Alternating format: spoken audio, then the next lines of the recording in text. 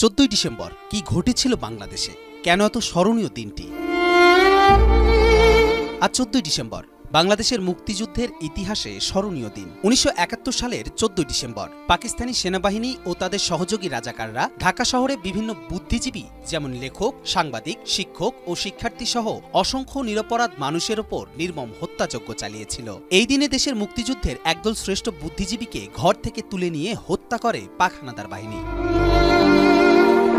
মুক্তিযুদ্ধের সময় এই রাতটি ছিল ভয়ঙ্কর রাত, তাই 14 ডিসেম্বরকে বুদ্ধিজীবী হত্যার কালো দিনও বলা হয়ে থাকে। পাকিস্তানি বাহিনী তাদের সহযোগী রাজাকারদের মাধ্যমে দেশের জ্ঞানীগুণী মানুষদের হত্যা করে জাতির মস্তিষ্ককে স্তব্ধ করতে চেয়েছিল।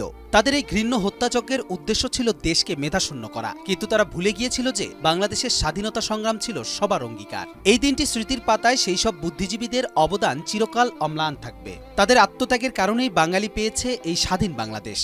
দিনটি বাংলাদেশের মানুষের জন্য অত্যন্ত গুরুত্বপূর্ণ, তাই বাঙালি জাতি প্রতি বছর এই দিনটি শ্রদ্ধাভরে স্মরণ করে। প্রতি বছরের ন্যায় এবছরও 14 ডিসেম্বর স্মরণ করা হয় সেসব বুদ্ধিজীবীদের আত্মত্যাগ সম্মানে।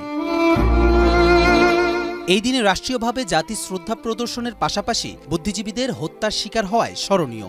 দিনটি যেন বাংলাদেশের ইতিহাসে অংশ হয়ে থাকে, তাই এই দিনটিকে বাংলাদেশের গণমাধ্যম ও বিভিন্ন সংগঠন এবং প্রশাসন নানা অনুষ্ঠানের মাধ্যমে পালন করে থাকে।